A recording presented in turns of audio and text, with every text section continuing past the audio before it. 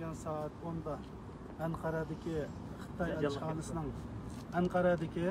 Xitoy elchixonasining oldiga tuqqanlarimizning, qarindoshlarimizning, ustozlarimizning rasmini ko'tarib bu yerga keldik. Biz kelish bilan tang saqchi kelib bizni qaytarmoqchi bo'ldi. Ta hozirgacha ular hammasi bizni qaytaramiz deb turibdi. Ammo biz qaytaramiz desa qat'iy buni unutmadik. Chunki bizningki vatandagi qarindoshlarimizning nima kunni ko'rayotganligini BBC'ning tarqatgan oxirgi xabarlarni hammamiz ko'ra olamiz.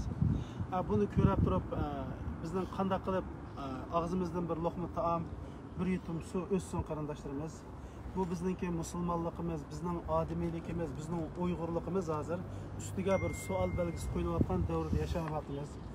Bu yerdagi turi qarindoshlarimiz bizga qattiq qo'l bo'lmadi, lekin qattiq bu yer turishga bo'lmaydi. Bu diplomatiya rayon qattiq turolmaysizlar. Biz qanday chidab bu nega boramiz? Bizning qarindoshlarimiz uch kunni ko'ryapti deb bizga chin to'g'ri qarindoshlar. Alqi biz bo'sh bo'lsak, ishlar shunda mangdi ekan, man ketsak, tudus tursak ishlar shunda bo'ldi ekan qarindoshlarimiz. Bizning boshqa bir qilaydigan ishimiz yo'q. Zademush ko'chalarga chiqib, ash qarindoshlarimizni chiqayotgan azob uqubatlarni dünyadaki yaxshi insonlarga, haqsuyar insonlarga anlatishimiz kerak. To'g'ri biz o'zimizning eng qarindoshlari degan turklarni bu davoyimizda yenimizda ko'ramidik. O'zimizning eng qarindoshlari deb ishongan, iymon etgan musulmon qarindoshlarimizni bizning yenimizda ko'ramidik. Ammo biz mayli bir necha yildan bo'lsin, hatto yolg'iz qolayli, zodi shu ustimizdagi numusni bizning gardimizga tushgan, shu numusni yuvish uchun aş qarindoshlarimiz azob o'qiyotgan qarindoshlarimizni qutlash uchun qo'limizdan mushu keldi, aqlimizga mushu ish kechdi qarindoshlarimiz.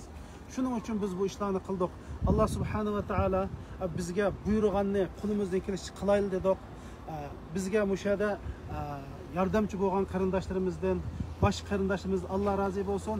Lekin biz hammanglar ko'rib turibsizlar, bütün qarindoshlarimizni, bo'lib bu Yevropadagi qarindoshlarimizni, sizlar bu xabarni ko'rdinglar.